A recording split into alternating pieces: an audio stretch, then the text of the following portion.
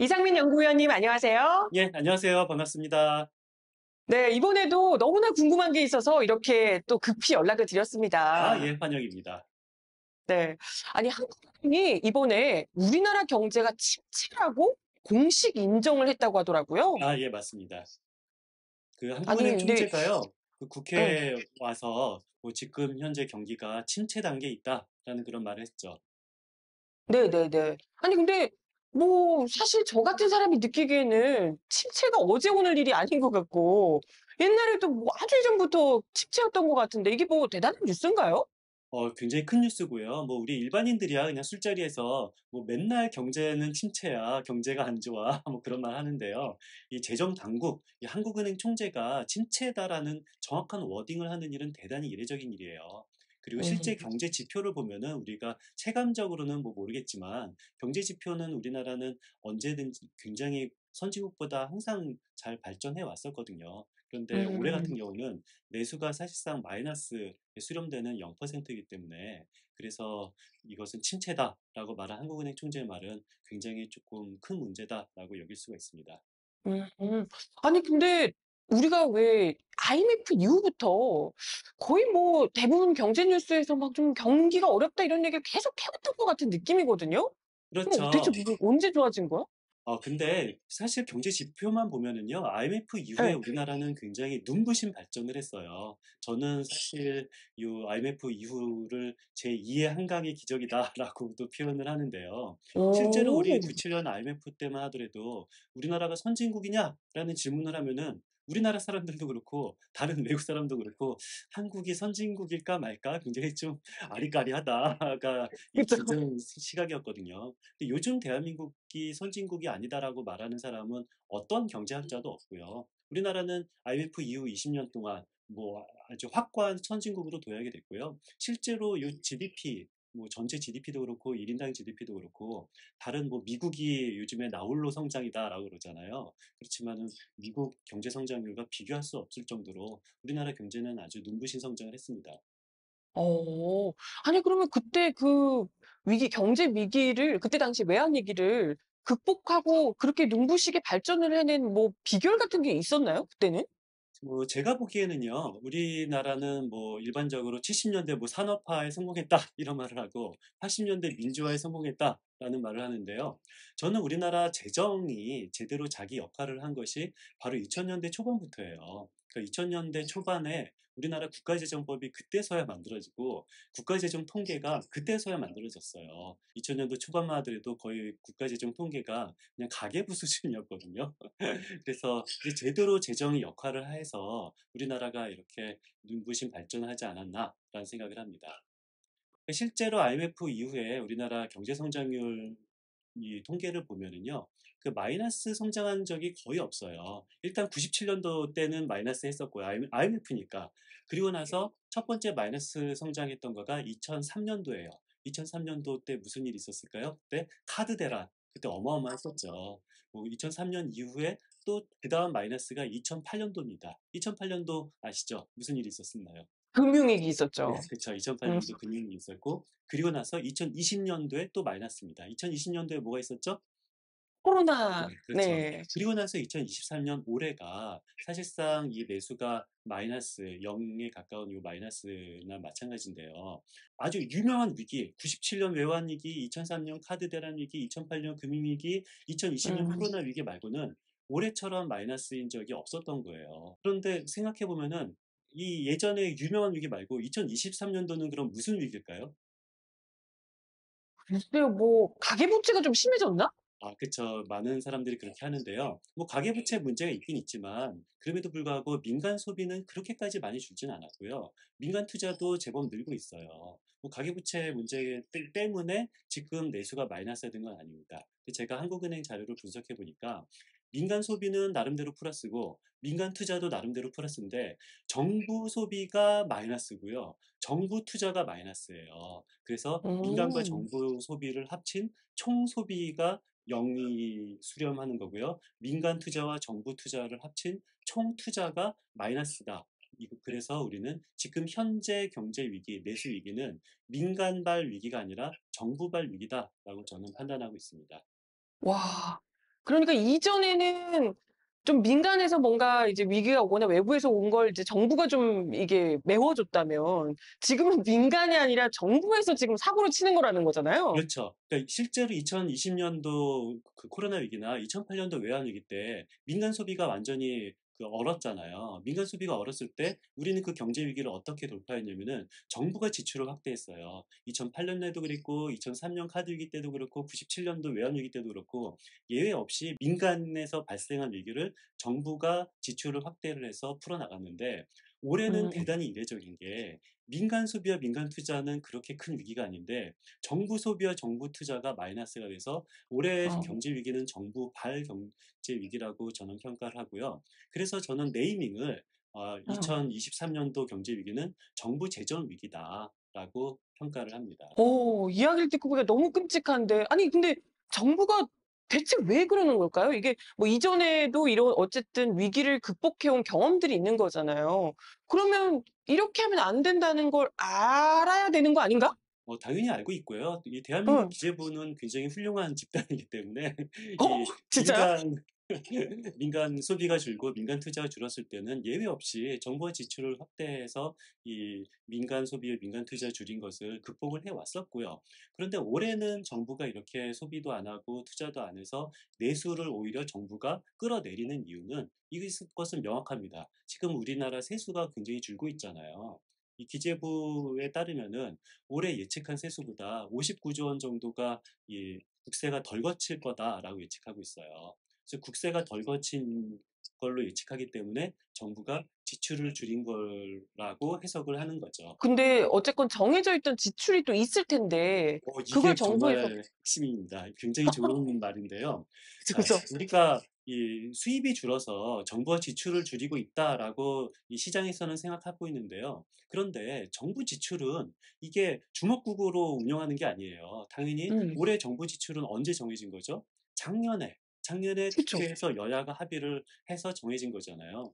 항상 국회에서 예산 심의할 때마다 여야가 얼마나 싸웁니까? 거의 뭐 맞아. 멱살잡이를 하면서 여야가 싸워서 이 사업에는 20억을 지출해라. 저 사업에는 50억을 지출해라. 그렇게 해서 여야가 결과적으로 작년 12월 달에 합의를 보고 땅땅땅 한 거잖아요.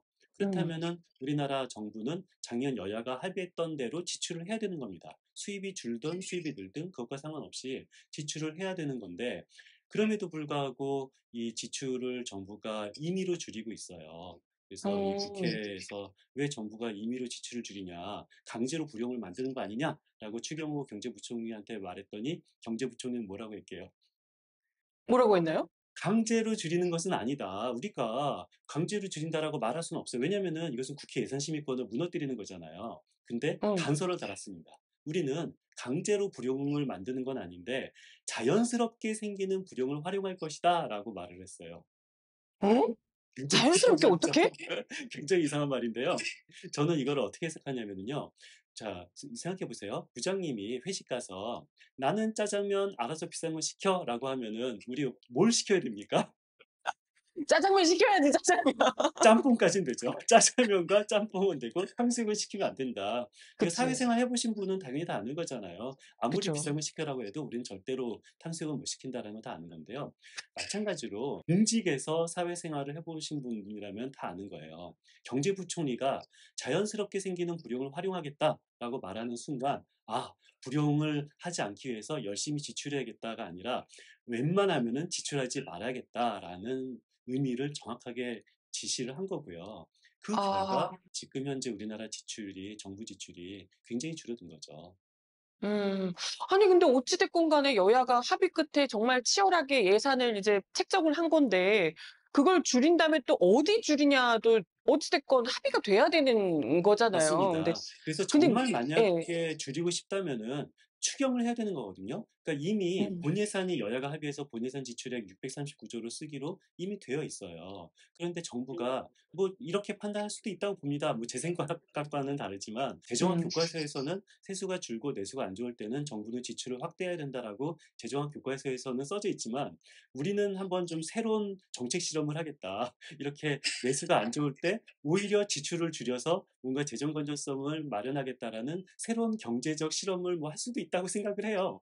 근데 그 실험을 하기 위해서는 우리는 무엇을 해야 됩니까? 추경호는 추경을 해야 되는 거죠. 추경호는 추경을. 네. 그쵸. 그렇죠. 추경을 하지 않고 국가의 지출을 행정부가 함부로 줄일 수 있는 방법은 없어요. 그런데 뭐 추경조차 하지 않고 그냥 뭐 자연스럽게 생기는 불용을 활용하겠다 해서 국가 지출이 줄어들고 있는 상황인 거고요. 근데 음. 놀랍게도 뭐 추경호 부총리도 강제로 불용을 종용하지는 않겠다라고 말하면서도 직접적으로 강제로 지출하지 않겠다라고 정확하게 말한 사업은 있어요.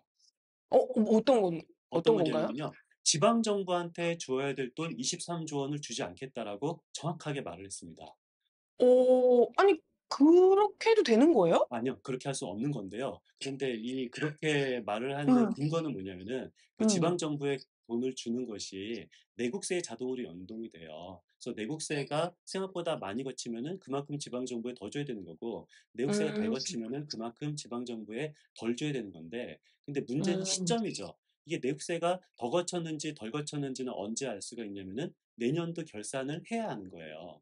내년도 아. 결산을 해서 생각보다 내국세가 많이 거쳤다 또는 덜 거쳤다라고 하면은 그것을 정산을 언제 하는 거냐면은 25년도 내후년도에 정산을 하는 것이 법과 원칙과 관행이거든요. 그런데 음. 추경호 경제부총리는 이번에 그냥 내국세가 덜 거쳤으니까 지방 정부에 어차피 덜 줘야 될 돈, 25년도에 덜 줘야 될 돈을 올해 덜 주겠다라고 공식적으로 선언을 했습니다.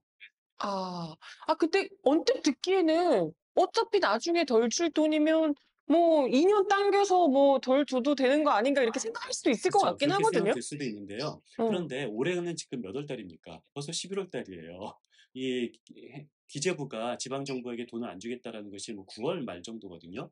자, 9월 말이라는 것은 올해 지출이 이미 거의 지출이 끝난 상황이에요. 그러니까 지방 정부 음. 입장에서는 공사를 이미 다 했거든요. 공사를 다 해서 이제 그 행안부한테 돈 받아서 지출해야지라고 생각하고 있는데, 갑자기 행안부가 그냥 올해 줄 돈 안 줄 거야라고 갑자기 전화로 통보를 한 거예요.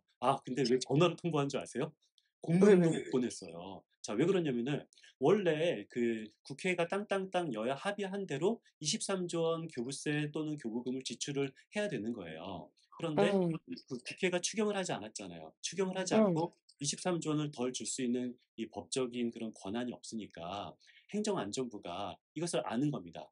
내가 지자체한테 돈 덜 줄게라는 것을 공문 같은 걸로 남기면 안 된다.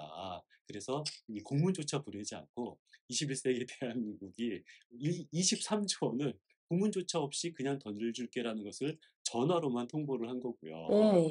그래서 이 지자체는 지금 난리가 난 거죠. 나는 이미 공사 지출을 했고 대금 지급을 할 건데 그러면은 이거 어떻게 교부세를 안 주면 이걸 어떻게 지출하냐라고 하니까 기재부는 뭐 지방채 발행해라라는 거예요. 그래서 정말 뭐 지방 정부는 뭐 남의 정부인가? 그렇죠. 근데 지방채를 발행하라라는 것을 보면은 저는 굉장히 가슴이 아픈 게, 이게 혹자는 오해할 수가 있어요. 내국세가 줄었으니까 지방 정부에 돈을 안 주는 것은 뭔가 재정 건전성을 위한 무리수를 두었다라고 오해를 할 수도 있는데요. 근데 이것은 재정 건전성을 위한 것이 아니라 재정 건전성을 더 해치는 거죠. 왜냐면은 음. 올해 이미 지출을 한 거잖아요. 올해 지출한 거를 떼우기 위해서 지방채 발행해라 라고 그러면은 재정 건전성이 굉장히 안 좋아지는 건데요. 만약에 음. 25년도에 덜 준다고 생각해 보세요. 25년도에 덜 주면은 25년도에는 아예 지출을 다이어트해서 굉장히 타이트하게 아예 지출 계획 자체를 잡지 않을 거예요. 지출 계획을 잡지 않을 거니까 재정 건전성에 훨씬 더 도움이 되는 거고요. 그리고 올해는 어. 나름대로 지출을 잘할 수 있는 거고, 경제 주기만 보면은 25년도 같은 경우는 최소한 올해처럼 경제 위기는 벗어날 수가 있겠죠. 그런 음. 상황에서 25년도에 덜 주지 않고 올해 당장 돈을 안 주겠다라는 것은, 이것은 뭐 재정 건전성에도 위배되고 예측 가능한 재정에도 위배되고 뭐 법에도 위배되고 거의 장점이 없는, 단점만 있는 정책이라고밖에 볼 수 없죠. 어쨌건 뭐 그들 나름대로 이유가 있긴 하겠지만 그렇다 하더라도 이제 능력이 있으신 기재부에서 관료들께서 나름대로 이제 이게 지금 상황 돌아가는 상황이 뭐 모르지 않으실 거 아니에요. 그러면 지금 이런 상황을 그대로 그냥 내버려 두시는 건가요? 바로 그게 문제의 핵심인데요. 그러니까 예. 기재부는 여태까지 경제 위기 때 항상 지출을 늘려왔었어요. 그런데 예. 올해만 유독 이렇게 지출을 늘리지 않는 이유가 무엇일까? 그 기재부 똑똑하신 분이 '왜 그럴까?'라고 생각해 음. 보면은 저는 답은 하나밖에 없다고 봐요. 뭔가 기재부 음. 위에 있는 누군가가 "추경은 올해 하지 말아라."라는 지시를 한 거죠. 뭐 여러 번 말을 했어요. "올해 추경은 없을 것이다."라는 말을 했습니다. 그럼 기재부 입장에서는 선택을 해야 되죠. 우리 높으신 분의 "추경이 없다."라는 말을 듣고 그리고 내수 경기를 악화시키는 방법이 있고, 그리고 어. 대신 내수 경기는 우리가 좀 더 좋게 하지만 높으신 분의 말을 듣지 않는 방법이 있습니다. 이 둘 중에서 우리는 기재부는 선택해야 되는데요. 저는 안타깝게도 첫 번째 방법을 선택한 거예요. '아 나는 아. 내수는 뭐 어떻게 되는지 나는 모르겠다. 다만 내가 지켜야 될 것은 높으신 분의 말을 반드시 따라야겠다.' 높으신 분은 추경호한테 추경은 하지 말라고 지시했거든요. 그래서 추경호는 추경하지 않는 이 안타까운 일이 벌어진 것 말고는 아무런 논리적 이유가 없습니다. 아 그러니까 한마디로 요약하자면 이 높으신 분의 뜻에 의하여 지금의 이 경제 침체가 결국 빚어지고 그렇죠. 말았다라는 여기서 걸로 해석할 경기 수 있겠네요. 침체는 정확히 민간에서 발생한 위기가 아니라 정부 재정 위기인 거고, 정부 재정 위기의 이유는 세수가 거치지 않았기 때문인데, 세수가 거치지 않았다는 이유로 올해 지출을 줄일 수 있는 방법은 없는 거고요. 이미 국회가 정해진 건데 지금 현재 24년도 내년 예산안 심의를 국회에서 하고 있잖아요.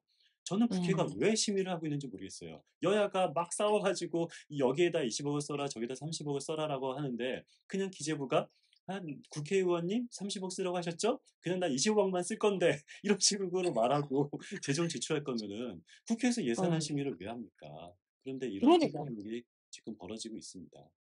이전에 그 숱한 경제 위기 속에서도 우리가 어찌 됐건 이렇게 성장을 해서 선진국까지 온 거잖아요. 근데 그걸 다른 누구도 아닌 외부의 위기도 아니고 우리 정부가 나서서 말아먹고 있다는 이런 상황을 지금 우리가 목도하고 있네요. 아 그러니까 정말. 우리나라 이전에 뭐 2008년 금융위기도 겪고 2020년 코로나 위기도 겪었지만 우리나라만 겪은 위기가 아니고 전 세계적으로 겪은 위기였잖아요. 근데 맞아요. 우리나라는 그때마다 다른 나라보다 항상 더 빨리 위기를 극복하고 더 높게 경제 성장률을 만들어 갔어요. 그래서 지금 현재 뭐 3만 불이 넘는 선진국이 됐는데, 그런데 안타깝게도 전 세계에서 지금 현재 우리만 안 좋거든요. 예를 들어서 일본 경제 성장률이 우리나라 경제 성장률보다 더 높아졌어요. 이게 21세기 들어와서 처음 있는 일이고요.